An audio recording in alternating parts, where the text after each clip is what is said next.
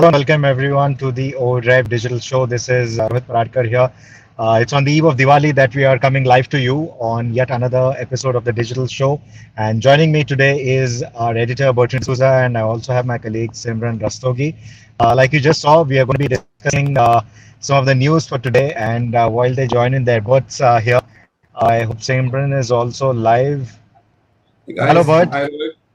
Hi Rohit. Sorry, I was just answering a few queries on YouTube and Oh, we the already have questions queries. Hi, Simran. questions have already started rolling Hi. in. It's Diwali, Great. of course. It's the festive season. People want to buy cars, buy motorcycles, buy new stuff. So yes, today's going to be an important show. So ask away, fire away, guys, and we'll be here to answer all your queries. Right. So, in fact, Sohini is already in her Diwali mode. That's the reason why she is not here with us today for Which this we show. should be. Uh, exactly. She's already on her Diwali vacation. But like you just saw in that little montage that we played, so a couple of weeks back, the three of us were busy driving the Gloster, the Fortuner, and the new Endeavour Sport. We drove these three cars extensively on the road, off it as well. The boats not very happy with the off-road bit that we did with these three cars because it wasn't hardcore enough. Because in the past we have taken the Endeavour and the Fortuner to some really tricky terrain, and we would love to take the Gloster there as well to see what the car feels like. But here's a quick glimpse of the review that we have, or the comparative review that we have with the three cars. So could we just quickly play that AV?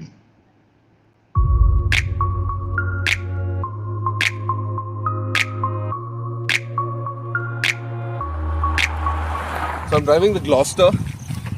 This is the latest, the newest six-seater, rather seven-seater from MG Motors. It's not a bad SUV overall. In the large segment, of course, competes against the Fortuner and the Endeavour, and we've come out here for the comparison today. But very quickly to tell you what this is all about. The engine's quite impressive, the 2-liter diesel. There's a lot of power and a lot of torque available. It's the twin turbocharger unit. Nonetheless, these are like the two governments, ours and our neighbors. We don't talk to each other, but when we do, there's fireworks and explosions. So that's what the two turbochargers do in this engine. The ride quality is on the stiffer side, but it's got good dynamics because of that. Steering feel is light. It's got that very brand new car feel to it, and I'm not entirely sure how it would hold the test of time, but nonetheless, quite an impressive product from whatever I've seen so far.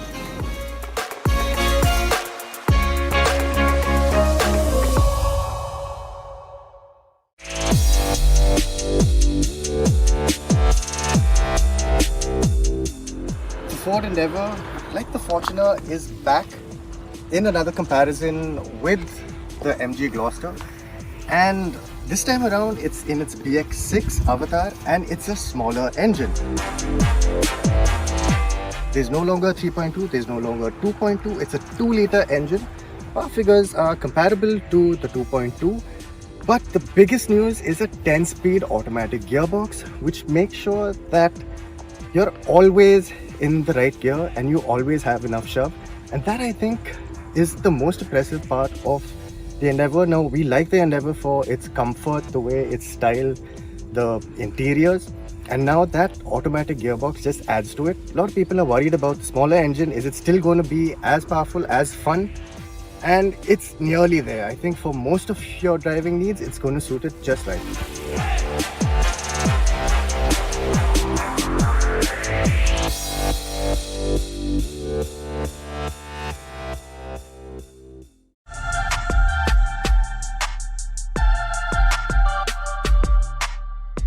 Every year, the Toyota Fortuner keeps coming back to the OVERDRIVE garage for some test or the other. This time, it's the MG Gloster that's calling it out again for a comparo test.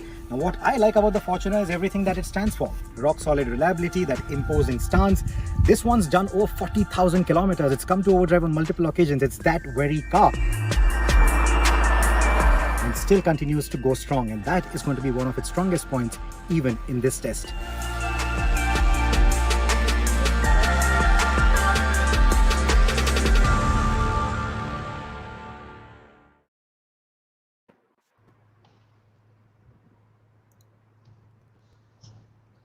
Hey guys, back again.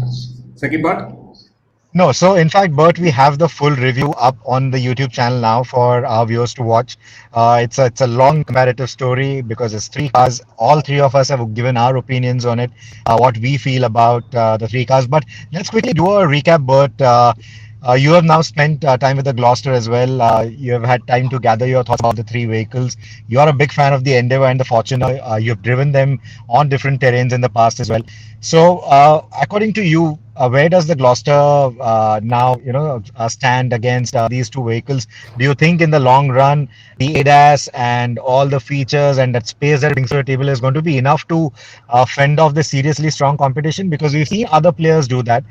And interestingly, especially in the case of the Gloster, which happens to be MG product, which has its roots in SAIC, and through SAIC, we've seen vehicles like the Chevrolet Trailblazer. We have had its cousin, the Isuzu MUX, also reside in the same bracket in two different generations, and none of them have really bothered the Endeavour or the Fortuner all that much. These two vehicles have just had strong sales performance ever since their first day of launch. So, having seen these vehicles in their different generations and having seen them fend off the competition so strongly, what do you think will the Gloster fare? How do you think will it stand against these two?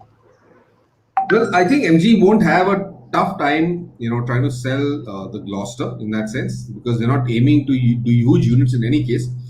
These are small units that they're looking at, and where it finds, I think, where it finds itself positioned would be at the luxury end of things, because it's a large SUV. It's a very spacious SUV.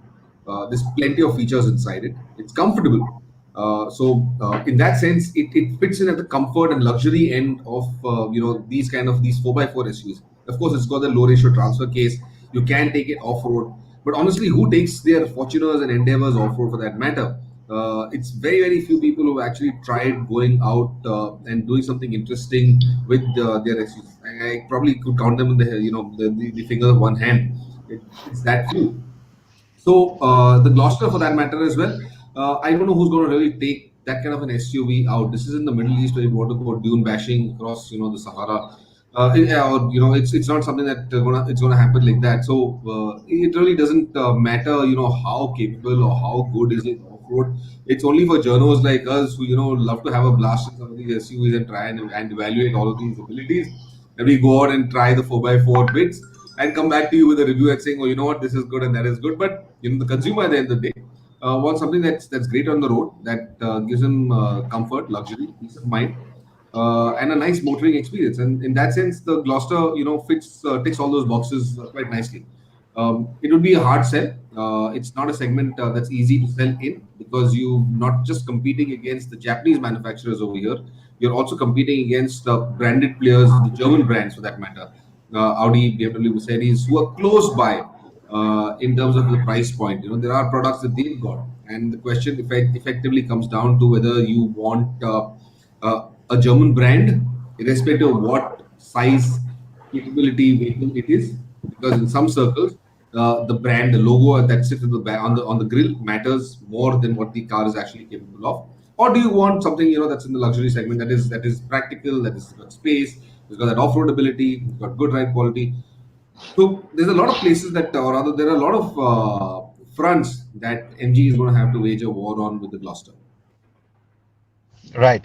So let's quickly remind our viewers that if you have any queries about these three vehicles or this particular comparison story, like I said, the story is already playing on the OD Mag YouTube channel, so definitely do check it out. And if you have your queries, right now would be a great time to start posting them.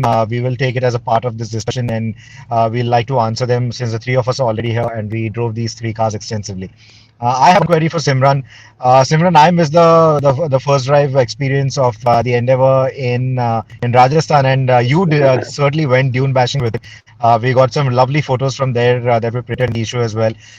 So, what is your experience been with the Endeavour, and do you think the Gloster would be just as comfortable doing what you did in Rajasthan with the Endeavour? Yeah, it appears like the Gloucester's got a very good backbone when it comes to off-road capabilities. It's got the driving modes, it's got the 4x4 low, so you've got your transfer case. It should make it quite easy to get the job done. The one thing that may prove to be a little difficult is the fact that the twin turbo diesel, that the one that we tested, the one with the mega power, the headline figures, that thing doesn't have a lot of go down low. It takes a while to wake up. So off-road, when you need, when you're especially doing like technical stuff, technical trails, maybe even if you're in the sand, I'm not sure how well it's going to meter out the power. But Okay. I think that's something that we should definitely do in the future. What say, Bert? I think so too. We've got something lined up for the future. In any case, we're going to evaluate these cars a lot more, and not just these cars, several others also for that matter, because there aren't too many 4x4 or other SUVs that give you low ratio transfer cases and the ability to go far beyond and deep into uncharted territory. So yes, there's definitely something coming up for everyone who's an off-road enthusiast for that matter. We're going to be doing something later on this year or early next year. Let's just wait for that period in time.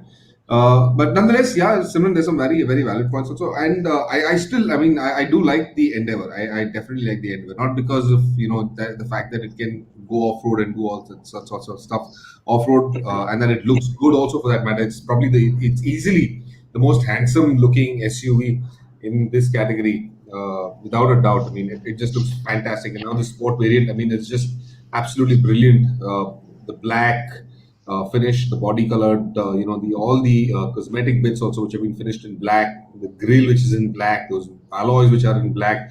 All this complements or rather gives it a very aggressive, focused appearance. Impressive looking on the whole. But I think more than anything else, I think it's the car-like feel and the ride quality for the Endeavour that gets top marks from me, because that's something that you want at the end of the day. You want a car, you want an SUV that can drive and do things very nicely in urban conditions or out on the highways, and the Endeavour does that very well. If Ford can just improve their image, get reliability sorted out. They are quite reliable nonetheless. They get the service costs sorted out. Ford still is working hard on spreading the word that they are affordable. They're working very hard on getting those prices, also making those prices very affordable. But it's an uphill task for them. And once they get that sorted out, I think they will be on the right path, and they will they can push out the Endeavour in larger numbers and get a lot more people to appreciate what it represents, what it can do, and the way it drives.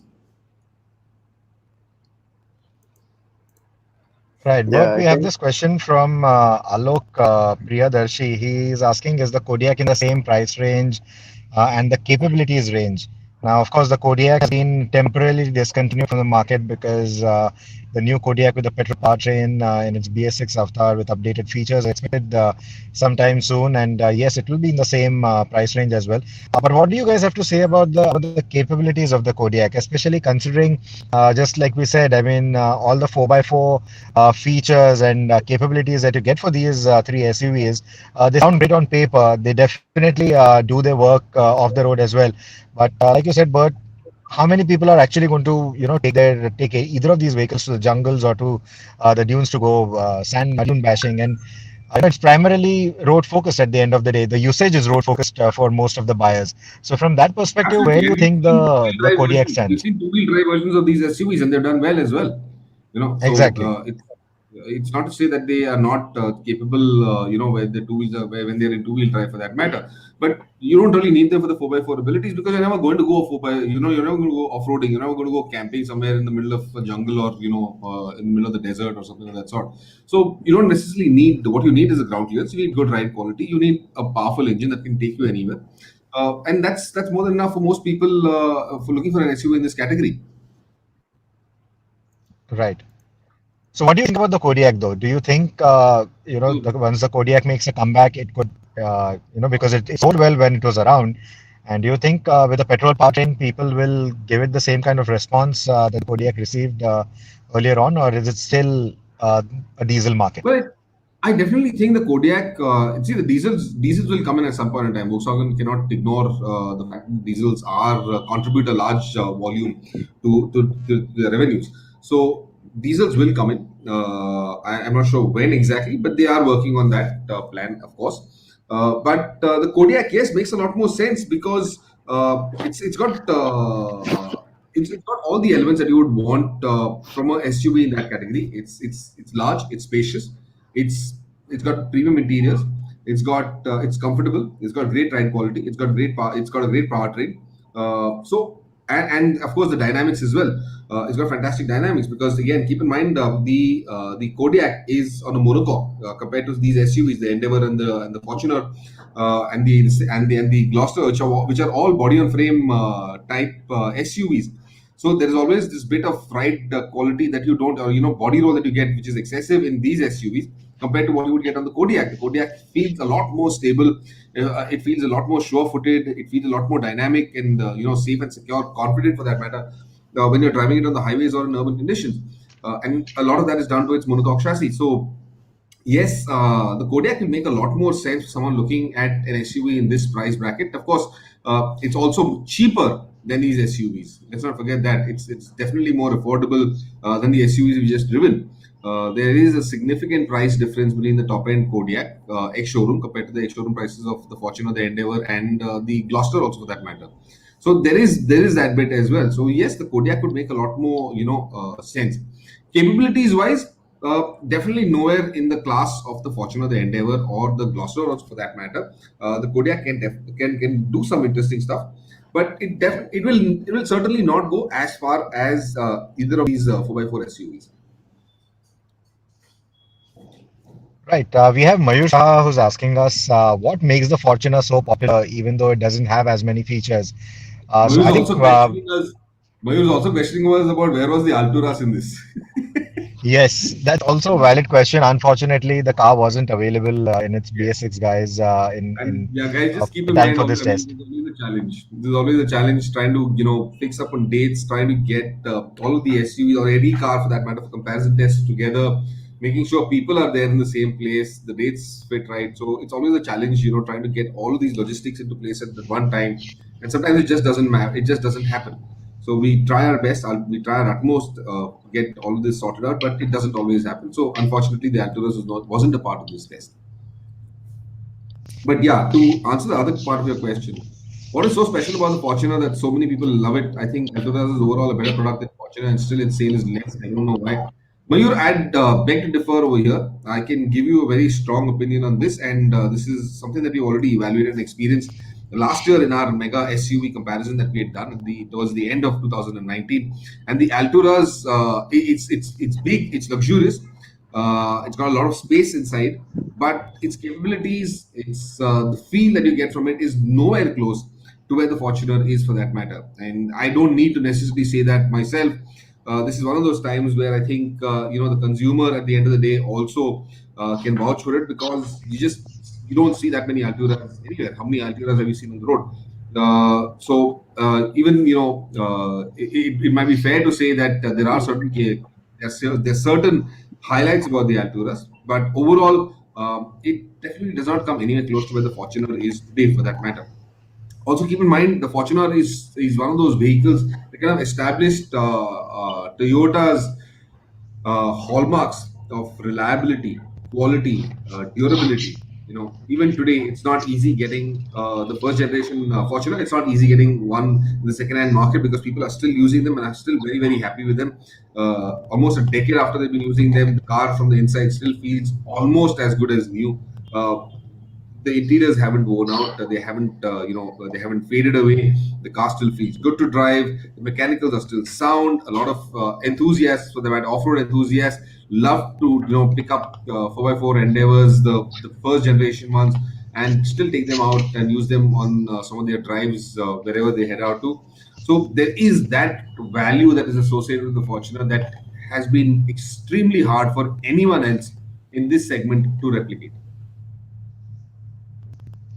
Right. I think the way I always say it for the Fortuner, they may have lesser features. They may only give you 10 features, but they'll ensure that all 10 keep working for at least the next 10 years. And that reliability certainly works in its favor. Do we have any more questions about these three cars, or should we move on to the news? Well, Anmol Gupta says it will be exciting to see if Toyota brings in the TRD with the Fortuner facelift in 2021 for India to take on the Endeavour Sport. Well, Anmol, Toyota at this point in time really does not need to take on anyone. They don't need to take on anyone. Everybody else is trying to take on Toyota and trying to create some amount, at least draw some amount of attention away from Toyota and what the Fortuner does and is able to establish in the market. So, in that sense, if Toyota gets the TRD down, of course, it will be fantastic because that's a brilliant looking, Fortuner variant that looks absolutely great. But I'm not entirely sure. We said this before also. We're not entirely sure if Toyota is going to look at bringing that down because of the cost factor. It will become fairly expensive, and I don't know if there are going to be any takers for something of that sort at that price point. Right, I think with that, Bert, let's move on to the news. The biggest news this week has been the global NCAP ratings for the Espresso, the Grand Iton Neos, and of course the Kia Sonet. And all three of these cars have not fared entirely well. In fact, the Espresso's got a zero rating for its crash safety, and the Grand Iton Neos got a one-star rating, if I'm not wrong, and Two the stars and Sonnet three stars. Two stars two and three stars and three stars. stars. Yeah, Right. that's how they So, rated. It was quite disappointing. what are your thoughts, Bert? What are your thoughts on this? Now, of course, It's extremely disappointing to see all these three cars fare the way that they have, and especially with the Hyundai and Kia products as well. It's quite disappointing to see how badly they have fared in the global NCAP test and the kind of results that they've come out with. I mean, at Maruti's level, I could still, it's not excusable. And I've been hearing a lot of this chatter happening on Twitter over the last few days about how, the safety bit is so essential and everybody wants safety. But let's not fool ourselves over here. Okay. We are not willing to pay for that kind of safety. It's not something that a manufacturer can offer free of cost inside the car. There is a cost factor to it, and that price point where the espresso resides, I don't think a lot of consumers there are looking to pay that kind of money for the kind of safety that we talk about so frequently. Whether you want multiple airbags, you want high strength steel structures, whether you want ESP, you want ABS, all of these for that matter, they all come at a cost. And at that price point where the espresso resides, I don't think it's entirely possible for Maruti to price it, affordably and give out all those features. And at the end of the day, consumers, are still very, and that end of the market also for that matter, aren't very conscious or aren't very concerned about safety features. People still want, would if you had to give them a checkbox and say would choose between a sound system or air conditioning and a sunroof compared to some safety elements, whether it's the multiple airbags or whether it's ABS or ESP. We all know what boxes will get ticked. So let's not disillusion ourselves and everyone else for that matter. Safety still is a mindset, and that is what needs to be changed, and that needs to be changed with consumers. Consumers need to put the pressure on manufacturers to offer better safety features in their cars, not the other way around. A manufacturer at the end of the day is providing you with a lot of choices. If you wanted a safer car, there are choices higher up the order that you could go in for. If you're willing to pay the price, then well, you could select a more expensive car where all of these safety features are available. There is a basic level of safety that every manufacturer puts into their cars. It's great that Mahindra and Tata get five-star ratings in their products, and it's absolutely commendable that several of their cars, for that matter, have got five-star ratings in global and cap crash tests. But they all come at a price. So I think it's commendable that Tata Motors and Mahindra have taken the lead in this case. And I do believe Maruti, being an industry leader for that matter, should have also taken the lead, rather taken charge in this, and gone forward with offering better safety systems and prioritizing that.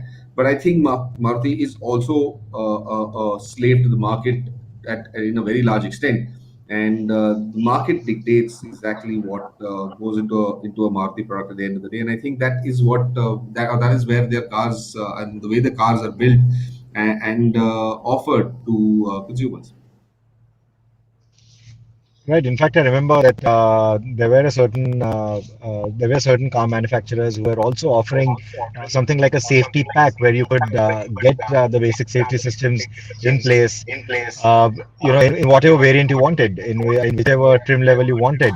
And there are also a lot of instances where we have the top end variant of a particular vehicle getting maybe six airbags, eight airbags, and then the second from top just getting the basic two airbag system. And most of the buyers will go for the second from top variant and say, why am I paying that extra money for those additional four airbags? I don't need them. That's the only thing I'm going to miss out on. So what you're saying is absolutely right. I mean, it's a mindset change that essentially will drive the car makers to make all the necessary changes to their cars, and I think that is what is absolutely important. Absolutely. I see a comment over here from Mayur Shah, for instance, who says sunroof is one of the most useless features. Manufacturers should delete that and start offering safety features. And I completely agree with you, Mayur. Let me not I 100% agree with you. The sunroof is an absolutely useless feature. It does nothing in this country. I do not know why in this country where you've got such extremes of weather. It's hot 4 months of the year, 6 months of the year for that matter. You've got extreme heat, and then you've got heavy rains in certain parts of the country, or it's extremely cold. So at no point in time, it's a rare occasion that sunroof is opened up and you're able to enjoy the weather. I mean, in Delhi, for that matter, I won't open any window in my car at this point in time, not given the kind of pollution there is. Bombay and the western side, it's extremely hot. I wouldn't again open up a sunroof or any window for that matter because the AC is going to be running full blast. So I don't see the use, the practicality, or what a sunroof is necessary for. But that is the main highlight that a lot of manufacturers like to highlight, for that matter, on their brochures, and a lot of consumers put more emphasis on than having ABS or ESP or multiple airbags in their vehicle. And this has been going on in Twitter for quite some time that we've been seeing. There are so many people who, families for that matter, who allow their kids to sit on the roof. There was this one incident I saw recently, and it was the car just passed me, and I couldn't really take a picture of it, where the child probably would have been about 4 years old or younger, who was sitting on the roof of I think it was a Sonnet, and going around for a joyride. There was nobody holding on to that kid, not the mother, not the father, nobody inside the car. The kid was just sitting there on the roof, its feet inside, dangling from the sunroof. And the father of the car, I presume, who was driving it, was belting it across small, inner colony roads. What happened is someone had to just jump out and something had to happen and he had to brake. What would happen to the child? I dread to think of what parents and the way and the manner in which they have absolute disregard for even their children's safety. It's shameful. It's disgusting. And some of these parents should just absolutely be banned from driving, if not arrested and thrown in jail for that matter. Absolutely agree on that. I think, but let's move on to the next bit of news. Simran, I want your perspective on this as well. So this is the BMW iX. BMW is finally now shown their SUV contender to go up against the likes of the Audi e-tron and the Mercedes-Benz EQC. Now, I'm not sure if it's in the same size range as these two cars, but BMW didn't want to be left behind with Merc and Audi now jumping onto the electric SUV or crossover bandwagon. They had to follow suit as well, and this is their contender for it. This is called the iX, and it's powered by 100 kilowatt hour battery pack, has a range of about 600 kilometers, and that's quite a massive range. It's a proper long range EV. It's got a twin electric motor setup, and it puts out about 500 PS of power. BMW hints that it will go into production by 2021, and I think by the end of 2021 is when we'll actually see this car in its full-fledged glory in most markets around the world. I don't know if it's going to come to India, but BMW has been toying with the idea of electrics for the Indian market. They've been evaluating the i3 for India as well. They've done the i8 in India as well, and India being an SUV-friendly market, and with Merc already here with the EQC, Audi already having gone on record and saying that the e-tron will also come here soon, I think BMW could bring the iX to India as well. On the inside, what you see on the screen is this nice wood trim with the touch-sensitive controls. It's something similar to what we saw recently on the Nissan Ariya, and I really like how they've done up the wood trim inside using all sustainable materials. That's of course the theme of most electric vehicles these days, and BMW's sort of nailed it in that department. It's got a 12.3-inch instrumentation console as well, and it's got a 14.9-inch infotainment touchscreen. And I think somewhere that design needs to be discussed. That is what I would like Bert and Simran's perspective as well, because I don't know at what part of the board meeting did they go that, okay, yeah, we know that there are some design elements that are a bit of a liability for us, but you know what, let's lose the Corona rings, let's lose the headlamp signature, and let's go with big kitties instead, even though we don't need them on an electric vehicle. That's what I think. I think somewhere in that board meeting that happened. What are your thoughts, Bert and Simran, on the BMW iX? Simran, you can go first. You've been quiet for a while. Yeah, you put me in the firing range. Like, so I just don't see it. I just don't see it. It's a design language that BMW has been trying to push very, very emphatically. Now we've seen it with the M3, we've seen it with the M4, and the iX. We've actually seen it before in the Vision I Next that came about 2 years back. And when it came out, it was meant to be like a pilot program for all of BMW's future tech. This was supposed to be like the car that BMW's future rides on. So if you look at it from that perspective, firstly, from concept to production, not much has changed. So I think we should be very wary of any concept BMWs we see from here on out. They'll probably end up very close to what we see as a concept when it comes to production. But the funny thing is, there are enough people out there who really like this new design direction that BMW is taking. It's obviously not all going to be the purest. In fact, it's probably going to be the opposite. And that's exactly what BMW wants. They're betting big on China. They're betting big on new people to enter the BMW fold. So somewhere maybe they've lost the focus of the joy of driving, the sheer joy of having like a driving machine, and gone more towards just making a statement in terms of just being bold and out there. I'm not too sure about the styling. There are some interesting touches on it. The BMW fold. So like some of the stuff that's hidden away behind the roundels, for example. The grille is the size that it is to just hide away all of your driver assistance tech, all the sensors, so that it's not sticking out. Like we've seen certain cars, Lamborghini Urus comes to mind, even the Audi RSQ8 comes to mind, where you have the LiDAR sensors in the grille, but they stick out a little bit. But with this, it's just one planar surface. The most surprising part of all of this is the fact that the iX looks the way that it does, but it only has a coefficient of drag of just 0.25, which just blows my mind. I don't know how they managed to do that. 0.25 means it's very, very slippery. The most slippery EV right now is, I think, the Model 3, if I'm not mistaken, which is 0.23.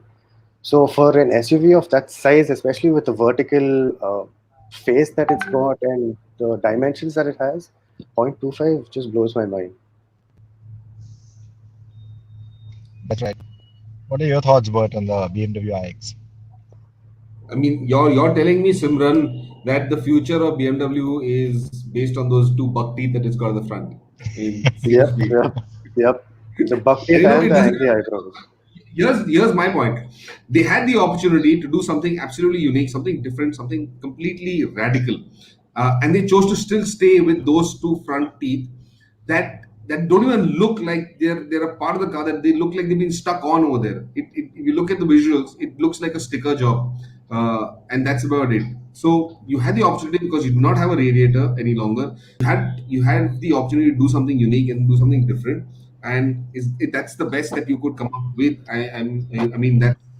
But anyway, it's a cosmetic job at the end of the day. That's cosmetics. That's what I mean. Just look at it. It looks like it's been stuck on over there.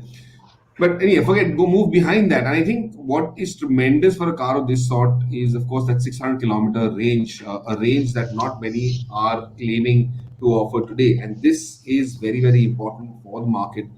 This is essentially what we need to look at more importantly is that 600 kilometers range. Even in the real world, if we get, let's assume 450, that will be the highest ranges that we ever have got and achieved in an electric car and an SUV also for that matter.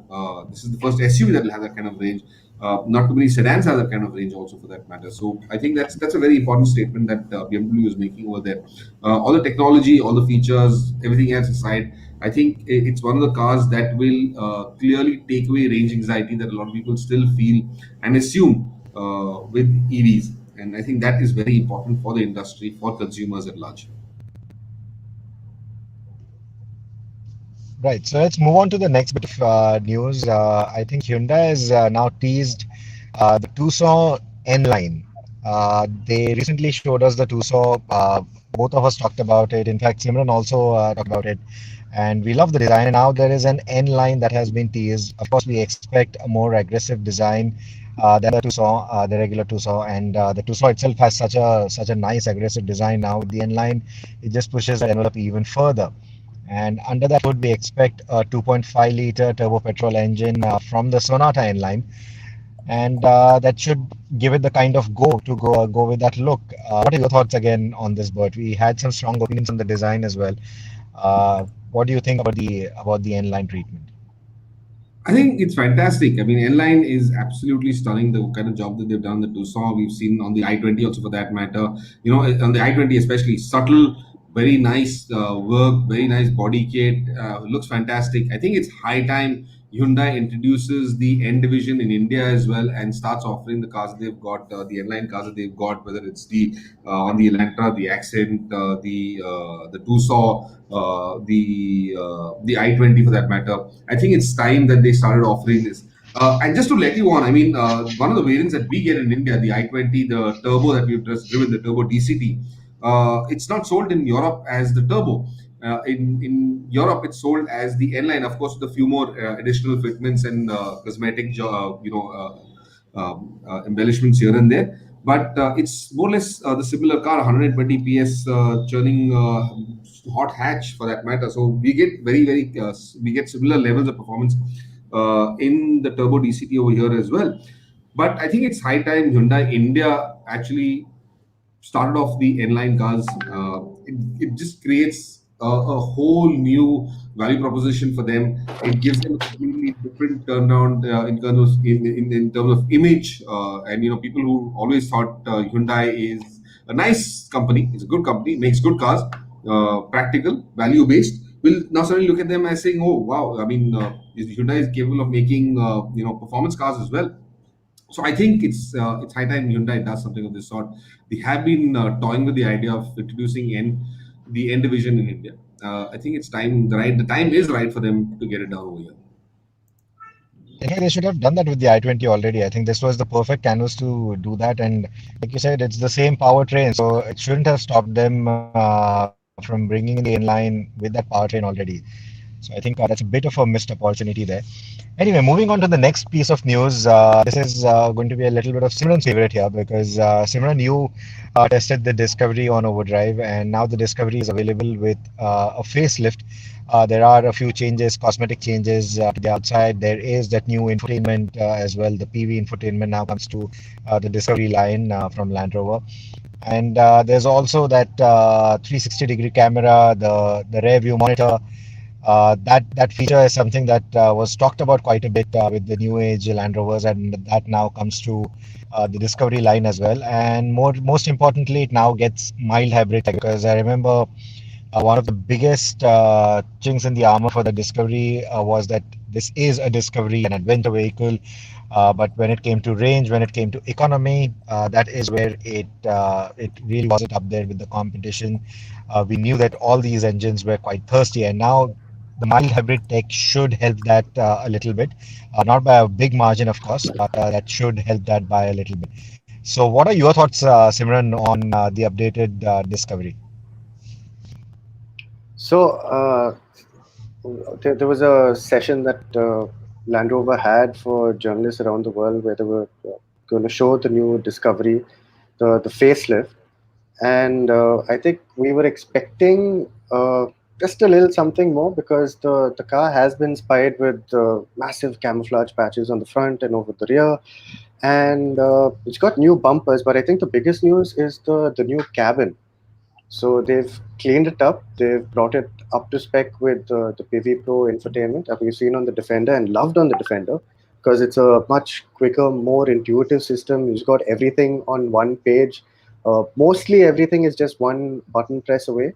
And they've moved away from the Touch Pro Duo 2, I think, the climate control and infotainment system that they had, which was a little more fiddly to work with. So now they've got rotary dials, and the it looks pretty similar to the previous car. The lighting signature has changed. The bumpers have been touched up a little bit. There's a new R R dynamic variant that's been added to the lineup. Uh, and having just driven the Defender, I had a I was wondering who's going to buy a Discovery when a Defender gives you 5+2 and the Discovery is maybe a little more than a 5+2. It's a proper seven-seater. So maybe the Discovery is a lot more family oriented, and the Defender is a little bit of mix of both. It's got some lifestyle SUV elements plus family SUV element to it. So I I'm not sure where the Discovery fits in now. Which is also my opinion. I'm not entirely sure whether Discovery fits in at this point in time. Now that the Defender is here, it just looks so much more nicer. It's so much more appealing. It's got so much more. And I did the video bit for it very recently. I think that was just a month and a half ago that I drove the car for the video story. And while it's a great SUV, it's a lot of fun. It's a nice package overall. But with the Defender here, and very similarly priced, or very closely priced for that matter. I mean, once the Defender 90 comes out, which is of course a three-door version, but at whichever point they get the Defender 90, I don't see where the Discovery will be positioned. How will it, be able to kind of hold its head above water in front of the Defender? So, Bert, the funny thing is, the car that you drove was the Discovery Sport facelift, Yes, which looks like the spitting image of the big full-size Discovery. So exactly. now you've got the Discovery Sport, which looks like the Discovery, and the Discovery, which has pretty much the same capabilities as the Defender. It's surprisingly capable off-road. I mean, the Discovery is a It is. family SUV that has 900 mm of auto aiding, which is the same as the Defender, which is really strange. So once again, I don't know where it fits in. Right. Moving on to the next bit of news, a very small news, and that is FASTag is now getting compulsory. So if you don't have it on your vehicle, you should have it on your vehicle already. And even the older vehicles are now, it's going to be mandatory for all older vehicles to have a FASTag. And that's just going to speed up the process of passing through the tolls. And it's just going to make your vehicle a little safer as well in terms of theft protection.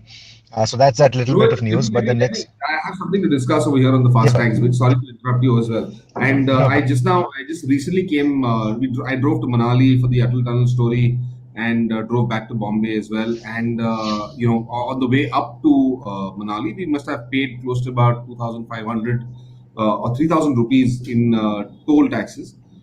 In some cases where the line was short in the cash lines, we just kind of went in there. But where we saw the lines are excessively long, we went into the fastag. We entered the fastag lanes and paid twice the fee, and just continued on. So yes, fastag definitely has that convenience factor. It makes travel a lot faster at this point in time. But that's also because the universe right now in India is divided between those who have fastag and those who don't have fastag. Those who don't have fastag get into the cash lines, and they stay there for a longer period of time, and fastag users are able to move faster. But now if everybody in the universe has fastag, I think it's not going to ease the problem of decongesting traffic at these toll booths. It will get a little tricky. Just to cite an instance, what happened to us was one of the fastag. Then this happens regularly. This happens, and it's just natural. It can happen. I think there was a truck user whose fastag couldn't be read properly, and the attendants got out the handheld device to read the FASTag, and they still couldn't. And then there was an argument going on between the driver of the truck and the attendants as to why he had to pay cash, and he refused to. And this argument went on for about 15 or 20 minutes, and effectively the line that was there behind him got very, very long. We were stuck behind the truck. We couldn't really pass to that FASTag. We just stuck in that queue. We couldn't go anywhere, and that kind of led to a lot of issues. On the other hand, also, you don't sometimes know with some of the attendants, some people who are drivers for that matter, commercial vehicles, don't know if there is enough of balance left in your FASTag. Your owner may have filled that in, and you don't know if there is enough thing. Your owner, the guy who runs the company or whatever, would have told you that use the FASTag. You don't have the money to do this, and this is going to these are a few of the organizational issues that you're going to be faced with at some points or the other. My other point that I want to make, and which is fairly essential, is that I purchased a FASTag on the way back from Manali. I purchased a FASTag for the Jeep Compass. That FASTag is registered to the Jeep Compass. It isn't registered to me, which means at some point in time, I just have to stop using that FASTag. And that is going to be invalidated at some point or the other. I do not want to transfer it to another car because my other car has got a FASTag as well. I can't use that FASTag any longer. What do I do with it henceforth? Why can I not just have a single FASTag that can be used on any vehicle at any point in time? As long as I'm paying the tax, how does it matter which car I am driving? I could be driving my own car, I could be driving my dad's car, I could be driving my brother's car, I could be driving a friend's car, I could be driving, as journalists, we drive cars in and out every single day. And I don't want to be in a position where I have to take a FASTag for every single car every time if I have to get out on a long drive and get out of town and use it at a toll booth somewhere or the other. And I don't understand the sense behind that one clause where you have to register a FASTag with one particular car alone. I've seen this in Europe. You can just walk into a petrol pump somewhere, buy a FASTag. They've also got FASTag. Switzerland, for instance, you just buy the tag off, place it on a sticker, and just drive through wherever you have. So there are tax stickers that show you've already paid your taxes, and you can just use the roads in the country freely. Why can't we have a similar system over here as well? Once you've paid it up, you don't really need it. It can be used on any vehicle, that kind of beats the purpose of what FASTag also is supposed to achieve. So there are still a few issues that need to be ironed out. It's not as simple as it sounds. But yes, FASTag definitely has made life a lot easier, a lot simpler. You can just quickly pass through the toll booths. You don't really spend a lot of time. There is no exchange of cash. There is no exchange of money especially in these times where COVID is so much concern to a lot of travelers. You just don't need to lower your window down to pay cash to anybody. Put the FASTag over there and sit securely inside your car. Roll up to the booth. The barricade lifts up, and you're on your way again without having come in contact with anybody. So in that sense, I think FASTag serves a very, very vital purpose. It makes life convenient. It still keeps life safe as well for you inside your car. So yeah, FASTags being mandatory on older vehicles as well. I think I don't like the idea of mandating something of that sort for every vehicle. If you had to mandate it, you just put it as a road tax, increase everybody's tax and say just pay it once and for all and get over with it. No, why do I need to have road tax and have to pay for a FASTag as well? You just include it into my taxation structure and get over with it. I'm done. I don't need to pay tolls at any other toll booth around the country for that matter. I don't understand why does it have to be mandated or something else. People don't want to take a FASTag, don't take a FASTag. If I do not use a car anywhere at a toll booth, I'm only going to be driving it inside of Bombay City. Why do I need a FASTag? Right. Okay, so moving on. Yeah, Simran, you're saying something. I'm sorry. No, I was just wondering, the FASTag being linked to the car registration, do you think that's been done so that people don't kind of take a car FASTag and use it on a commercial vehicle, which typically have higher toll amounts? So maybe that's been done to close that loophole? Well, the toll attendant can immediately recognize what is the amount being deducted over there. So they know instantly whether you have, you're driving a truck and you're paying toll tax for a car. That can be detected at that toll booth itself. It shows you the amount that you're paying and what it shows you. It shows you some of that information. So it's not the easiest of things to get away with. You can also color code these fast tags Right. depending on what you're driving. So a green tag for a car, passenger car, or yellow for a truck, and a blue for some other vehicle, or whatever it is for that matter. So in that manner, people know what exactly it is, and they know if you're faking it or not. It's a simple solution. It's not that complicated. So I don't understand though, why is it that it's just like I said, why do I need to take a fast tag for every single car that I drive? I don't want a fast tag on every car that I want to drive. I need to have the choice with me. Right. Right, but I think it's somewhere also some sort of an anti-theft device if you look at it, because if your FASTag is coded to your particular vehicle number, and that way, even if your vehicle gets stolen, it's easy for the vehicle to be tracked, because it cannot pass through a toll booth if there is no FASTag on it. And the moment it does, if the FASTag number doesn't match that of the vehicle, then in a way, you're also preventing or at least catching the thief who's running away with your vehicle. So maybe It from that doesn't perspective, It doesn't exactly work in that way, Rohit, Mm. because in this country, I mean, there are toll roads and non-toll roads as well. The true, FASTag isn't a tracking device at the end of the day. Nobody can keep a track of where your FASTag is at any point in time. It's only if you pass, like you mentioned, only if you pass through a toll booth, then probably you can find out if a particular car has gone through that toll booth or not, and you have a general sense of which direction it is headed in.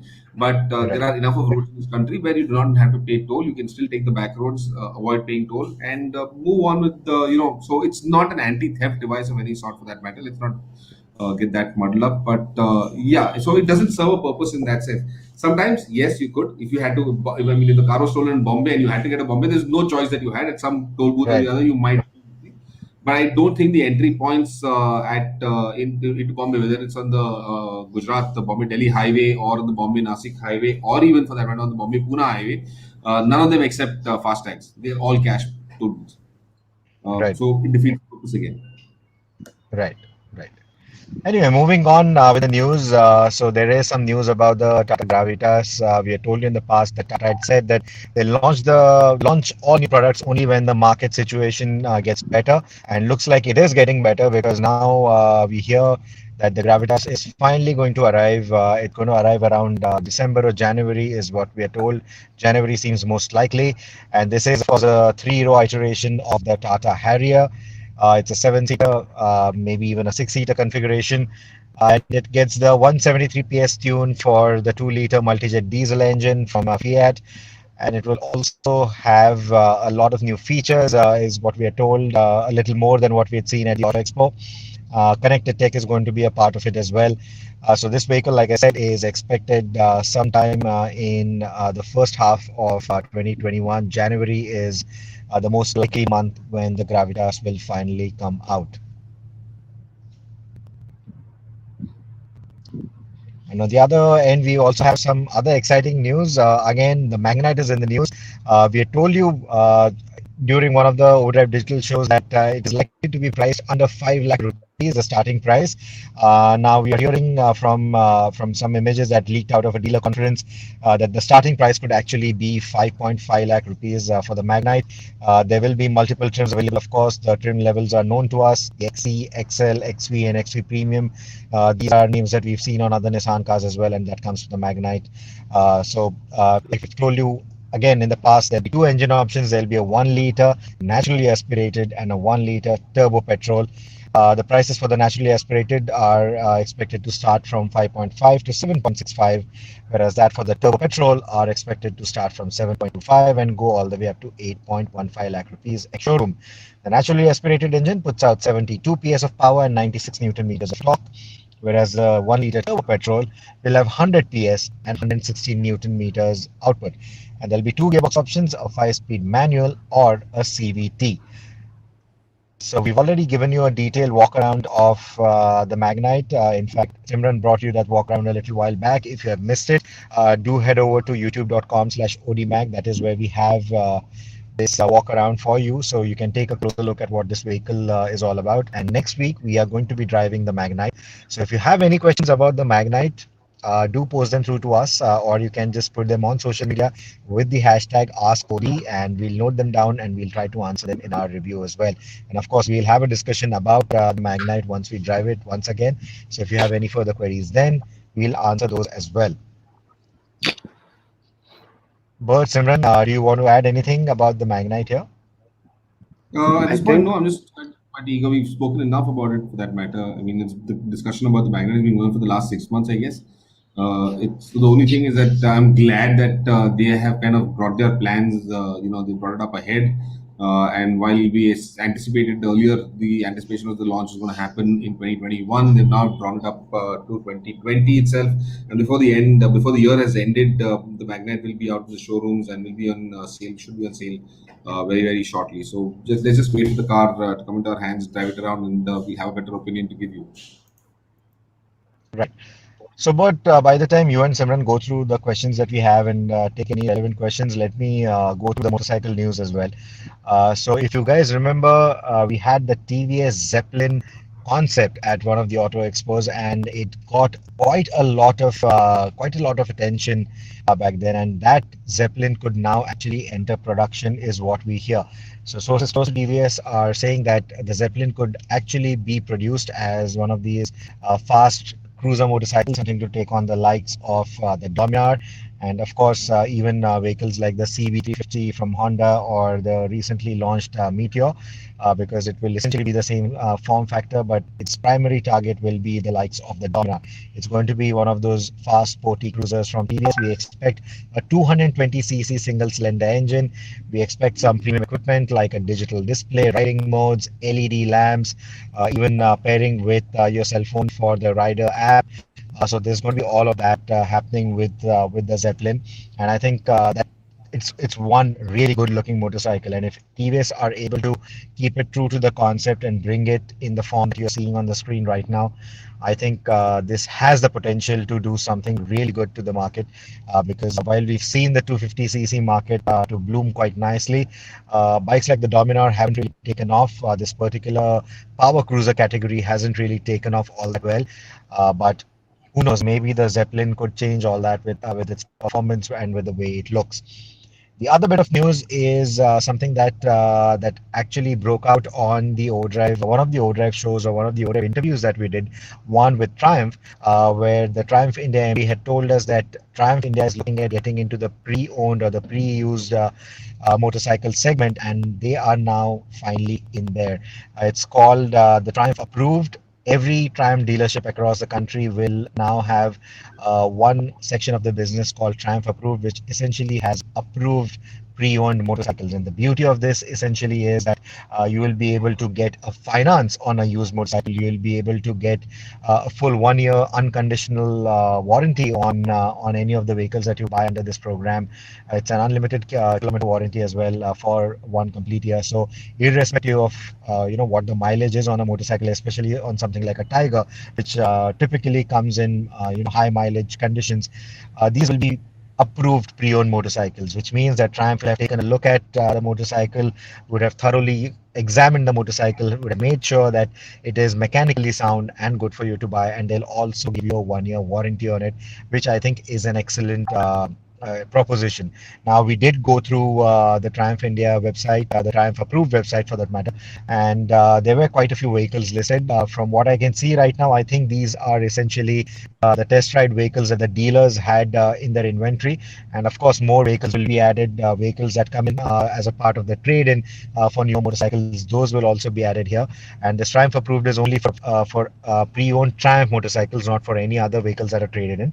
But one thing that I noticed on the website is that the pricing of these pre-owned motorcycles is typically on the higher side and a little higher than what the market value is. For example, something like a Street Twin was priced at almost 7 lakh rupees.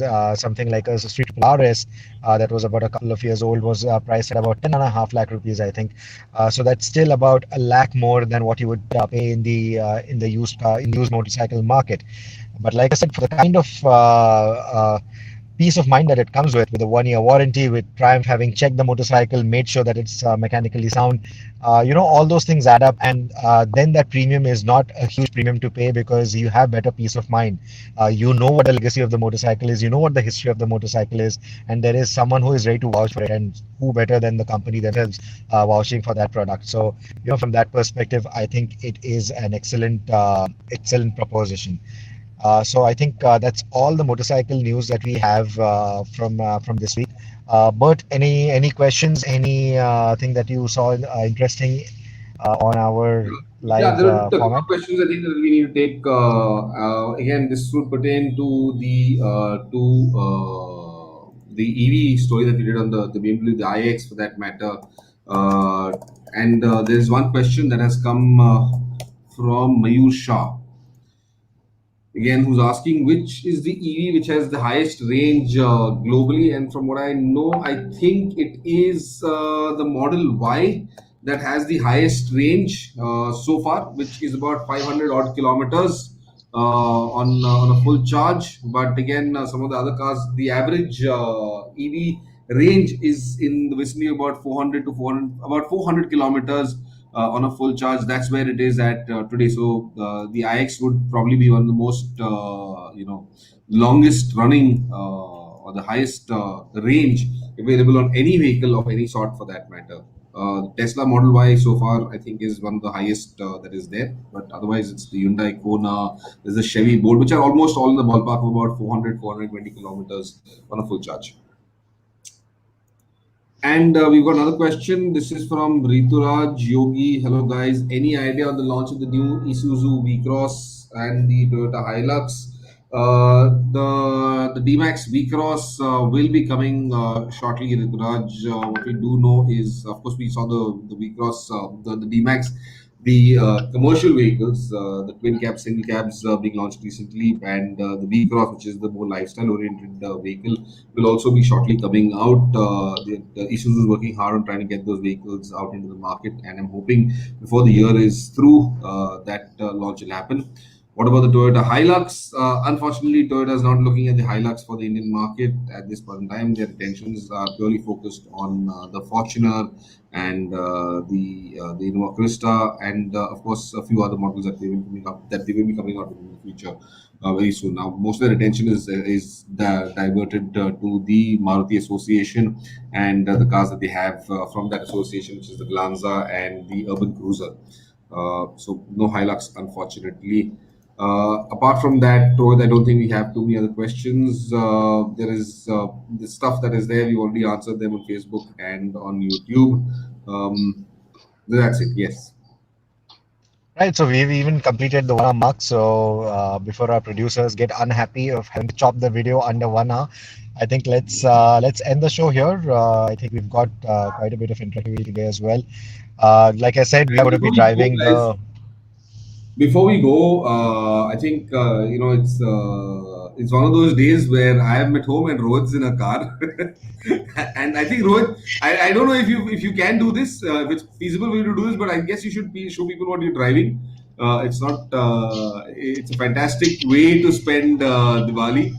As usual, we're still working at work, even though it's Diwali, even though it's Dhanteras today and Diwali is there tomorrow, but we're still at work, busy at work.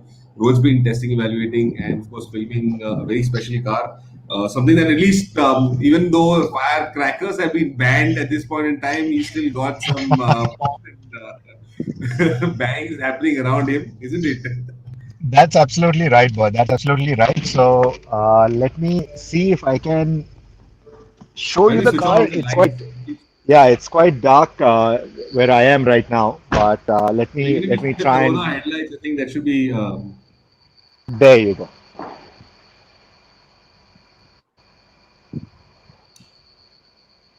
So that So we actually is the BMW M8. Like I said, it's a little dark right now, so I'm not sure if you can clearly see the car all that well. But let me see if I can give you a.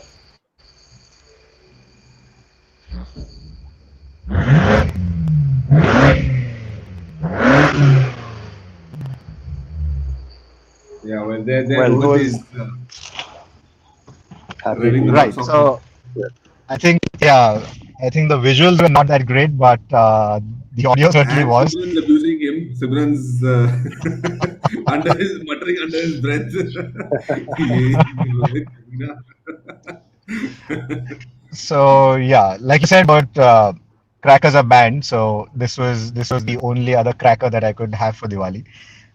So Absolutely, yeah, what a here it firecracker. is. Yes. So that's it then. I think, Bert, wish all of you a happy Diwali. Wish all our viewers a happy Diwali. And I hope you guys have a safe Diwali. And these are the only kind of crackers that you have at your disposal. Let's not pollute the planet further. And I hope that all of you have a fun-filled festive season coming up. We will be back with you next Friday for sure. Like I said, we will be driving the Magnite next week, and we'll be able to answer a whole lot of questions about the Magnite next week as well. So until then, thank you so much for watching the Overdrive Digital Show, and do stay tuned. Also, before we end the show, let me quickly tell you that the Overdrive issue is now out on stands. So definitely do take a look. We have quite a few exciting stories in this issue as well. In fact, most of the cover stories are, I think Bert's just gone to get the issue, so I'm going to show you the cover quickly. He's going to show you the cover rather. I think he already has his hands on the issue, but I don't have my copy yet. There you go. But There you go, guys. That's the latest issue right there. That's the November issue for Overdrive. It's got the Defender there on the cover, and you got a quick look at the Magnite as well. And there's the two series, and of course there's the story on the Meteor right there, right there. Yeah, there you go. So there's a lot more, and of course we've got the first. The where's that gone? Right? Oh, sorry, wrong place. Yeah, there it is. That's the Mercedes, the AMG GLC 43 Coupe. That's the first made in India AMG, which was big news last week, of course. But yeah, we've got that story, and there's a lot more inside this magazine. I'd urge you to pick a copy up today. It's also got the comparison between the Gloster, the Fortuner, and the Endeavour. So yeah, go through it. All of the details that you would want are right here inside this issue. Subscribe to it, or you could just buy it online or through our website and get the e-copy. It's a PDF format, and you can go through that. Do read it, guys, and thank you for being with us on this weekend show. So, wish you a happy Diwali. Have a great festive season. Have a lovely weekend ahead, and stay safe. thank you. Bye bye. Right, guys. Happy All of Diwali. us over here at Overdrive, the entire team, our producers at CNBC, TV18, our guys on the website, who work on the website, everybody at Overdrive wishes you a happy Diwali.